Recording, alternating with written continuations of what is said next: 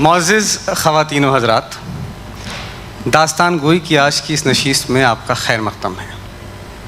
परेशान मत होइए, it only means that I welcome you all in this beautiful evening of दास्तान गोई today, and it is also warning to to all of you that आज आपके ऊपर जो है उर्दू की बरसात बमबारी होने वाली है।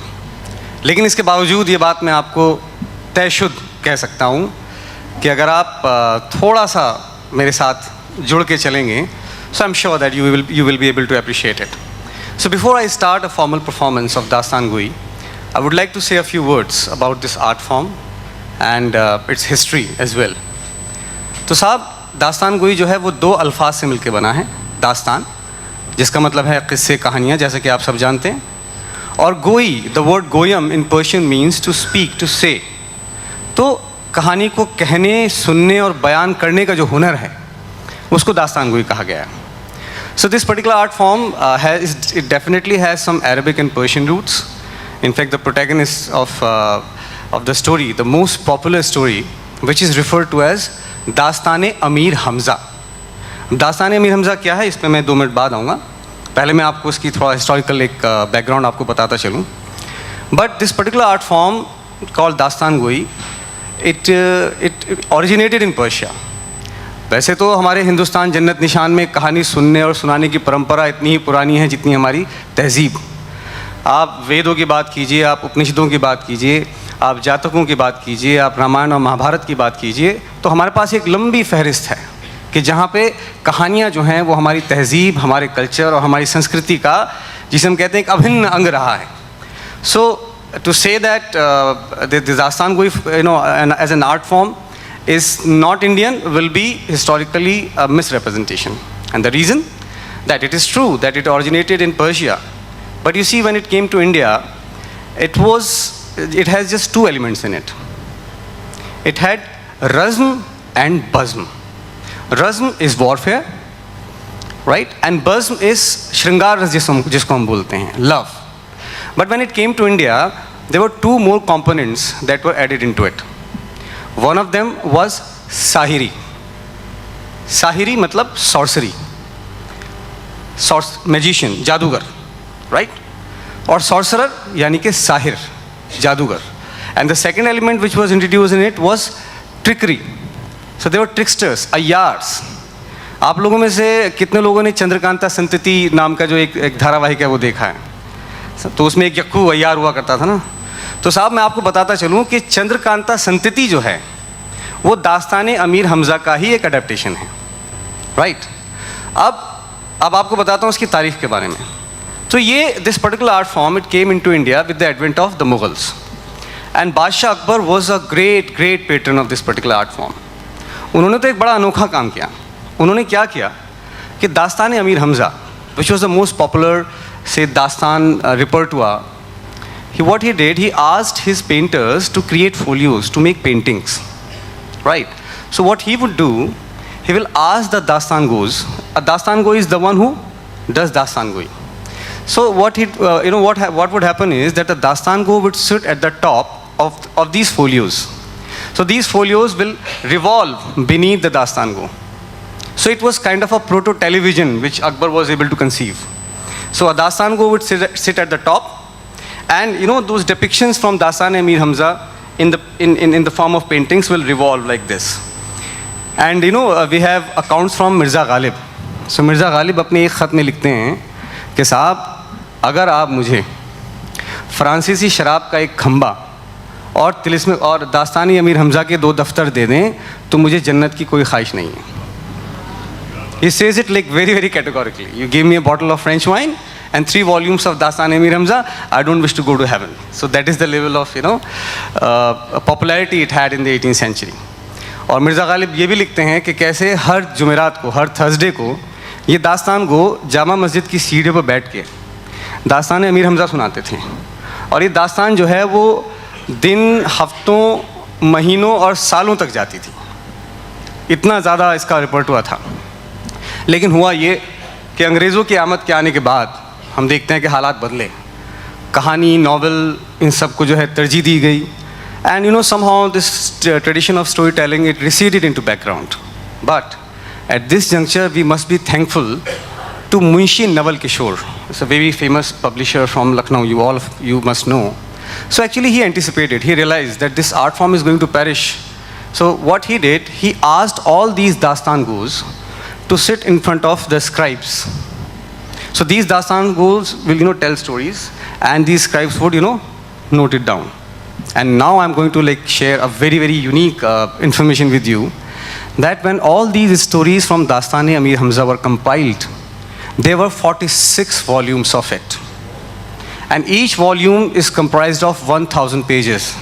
So in all, it is a literature which encompasses about 46,000 words, which is the largest literature ever existed in humanity. आप चाहे इसकी तुलना जो है ओडिसी से कर लीजिए, महाभारत से कर लीजिए, शाहनामे से कर लीजिए, किसी भी एपिक से आप कर लीजिए, इतना बड़ा लिटरेचर हमें देखने को नहीं मिलता है। सो साहब, ये तो थी इसकी हिस्ट्री की बात। अब ये है कि इन कहानियों में है क्या, और मैं आज आपके साथ क्या करने जा रहा हूँ, इसका भी आपको मैं एक छोटा सा नमूना देता हूँ। तो दास्तान अमीर हमज़ा में जो कहानियाँ हैं, दास्तान अमीर हमज़ा में जो 46 वॉल्यूम हैं, और इन 46 वॉल्यूम्स में जो है अलग अलग तिलिस्मों का जिक्र है। तिलिस्म, सो तिलिस्म is a world, is a magical world where what you see does not exist and what exist you can not see. So this is what you call तिलिस्म। तो इस दास्तान अमीर हमज़ा की 46 वॉल्यूम्स में अलग अलग तिलिस्मी दुनियाएँ हैं, और इन तिलिस्मी दुनियाओं में लड़ाई हुई है, लड़ाई चल रही। लड़ाई किसके बीच में है? अय्यारों और साहिरों के बीच में। अभी तक आपको क्लियर हो गया होगा कि साहिर क्या होता है? जादूगर। अच्छा, जादूगर जो है वो इंसान नहीं है, वो आग के बने हुए हैं, वो झूठे भगवानों की परस्तिश करते हैं, पूजा, झूठे भगवानों की पूजा करते हैं, इविल का साथ देते हैं, इसीलिए वो हमारी कहानियों के विलन हैं। सो साहिर, sorcerers are basically the villains of our stories. और जो अय्यार हैं वो हमारे जो हैं हीरोज़ हैं। वो हमारे हीरोज़ इसलिए हैं कि दास्तान अमीर हमज़ा के जो प्रोटैगनिस्ट हैं, दास्तान अमीर हमज़ा के जो प्रोटैगनिस्ट हैं अमीर हमज़ा हैं। He's a character from Arabic history, and is basically he is a historical character, but the stories are completely fictitious. And in his fight against the sorcerers, against the sahirs, you see, Amir Hamza is assisted by his childhood friend, and his name is Umru Ayyar. So there are 4-5 names that you need to remember, not more than that, if you want to follow the story. So Umru Ayyar is the king of Ayyars. He is the protagonist. He is helping Amir Hamza. And there is this tilism. There is a tilism called तिलिस्म होशरुबा। तिलिस्म होशरुबा मतलब एक ऐसा तिलिस्म कि जो आपके होश उड़ा दे। जैसे दिलरुबा होती है ना, जो आपका दिल ले जाती है, इसी तरह होशरुबा है जो आपके होश ले जाए। सो तिलिस्म होशरुबा जो है वो एक तिलिस्म बनाया है साहिरों ने, जादूगरों ने। ये जितने भी तिलिस्म बनाए गए हैं, all of them have been created by sorcerers. And the plot of the story is very very simple. You see, Umru Ayyar, the king of Ayyars, he enters different tilisms and he fights with these sorcerers. And every tilism has, one big king. So the king of sorcerers of Tilism Hoshruba is Afrasiab, right? So there is a tilism called Tilism Hoshruba, and the king of this Tilism Hoshruba is Afrasiab. And Umru Ayyar has entered the tilism with 1,84,000 ayyars, right? And the simple plot of the story is that Afrasiab, the king of Tilism Hoshruba, he sends one of his lieutenants. His name is Azar Jadu. His name is Azar Jadu. And Afrasiab gives a magical portrait to Azar Jadu and says, look, the picture in this is that of a woman. But if a trickster comes to you, it will show the real picture of that trickster. And if that person is not a trickster, it will continue to be a portrait of a woman. दरअसल बात यह है कि अगर अय्यारों और जादूगरों के बीच में, साहिरों के बीच में लड़ाई हो रही है, तो साहिर को अगर पता लग गया कि सामने वाला अय्यार है, so he'll cast the spell and capture it. And that is the twist of the thing. हमारे यहाँ कहानी में कोई सस्पेंस नहीं है। अय्यार हमारे हीरो हैं और जादूगर साहिर जो है हमारे विलन हैं। लेकिन इन तमाम चीज़ों के बावजूद अय्यार उनको कैसे हराते हैं, ये कहानी का सार होता है। अब अय्यारों को जादू करना तो आता नहीं है, लेकिन अय्यार जो हैं वो छल, मकर, फरेब, cheating, deceit, through all these means they are able to overcome the sorcerers. अब यहाँ पे उमरू अय्यार अपने 3 साथियों के साथ अंदर दाखिल हुआ है। वो 3 नाम मैं आपको बता देता हूँ। एक तो उमरो यार खुद हो गया, फिर एक दूसरा यार उसका साथी है, उसका नाम है ज़िरगाम शेरदिल। फिर उसका एक तीसरा साथी है बर्क फिरंगी। वो इसलिए कि वो इंग्लिस्तान के तिलिस्म में उसके साथ लगा था। वो तिलिस्म इंग्लिस्तान ऐसा है कि वहाँ जो जाता है अपने आप अंग्रेज़ी बोलना शुरू कर देता है। अब ये अय्यार जो हैं, इनकी ख़ास बात यह है कि जिसकी भी शक्ल ये देख लें एक बार, वैसी शक्ल बना देंगे। जो लैंग्वेज इन्होंने एक बार सुन ली, वही लैंग्वेज में बात करना शुरू कर सकते हैं। ये कभी औरत बन जाएंगे, कभी मर्द बन जाएंगे। तो इस कहानी में उमरो अय्यार जो है वो एक साहिर बन के आता है। जब आज़र जादू पकड़ने के लिए आता है तो अफरासियाब, जो बादशाह है अफरासियाब, वो आज़र जादू को कहता है कि तुम जाके इन अय्यारों को, उमरो अय्यार और इसके साथियों को पकड़ के लेके आओ। अब ये पकड़ने के लिए जाता है तो सबसे पहले उमरो अय्यार आता है अपना भेष बदल के। वो आता है एक साहिर बन के। साहिर मतलब जादूगर, सॉर्सरर। अब लेकिन वो पकड़ा जाता है। उसके बाद फिर उसका साथी आता है ज़िरगाम शेरदिल, वो भी पकड़ा जाता है। फिर तीसरा साथी आता है बर्क फिरंगी, वो एक औरत बन के आता है, वो भी आएगा, भी आप देखेंगे, वो भी पकड़ा जाता है। उसके बाद जो चौथा साथी है जिसका नाम है मेहतर किरा, वो आके आज़र जादू को मार देता है। अब आप कहेंगे सर आपने तो क्लाइमेक्स पहले ही बता दिया। तो इस पर मैं आपको कहना चाहूँगा हमारी कहानी में सस्पेंस कुछ नहीं है, कोई सस्पेंस नहीं है। It is basically an art form that evokes different kind of emotions in the process. So it's basically the performativity rather than the plot और द स्टोरी ऑफ इट। बस कहानी का सिरा पकड़ के रखिएगा कि अय्यार हमारे दोस्त हैं और हीरो हैं, और जो साहिर हैं वो क्या हैं, विलेन हैं। साहिर करता है सहर, सहर मतलब जादू, और जैसे उसने जादू किया अय्यार पकड़ा गया। अब बगैर पहचाने वो कैसे इन जादूगरों को, इन साहिरों को हराते हैं, ये इस कहानी का लब्बे लुबाब है जिसे हम कहते हैं। That is the gist of this entire story.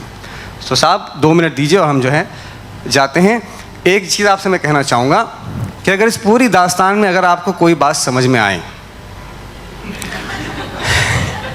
या आपको ऐसा लगे कि आप अपनी कुर्सी से 2-4 इंच मतलब ऊपर चले गए हैं, तो हमारी उर्दू ज़बान में एक लफ्ज़ है 3 हरफों का, जिसे क्या कहते हैं, वाह। तो साहब खुल के दाद दीजिए। अगर आप दिलचस्पी दिखाएंगे तो मेरी हौसला अफजाई होगी और मुझे भी कहानी सुनाने में मज़ा आएगा। तो साहब आज की कहानी के में जो है सबसे पहले जो शुरुआत होती है वो होती है साकी नामा से।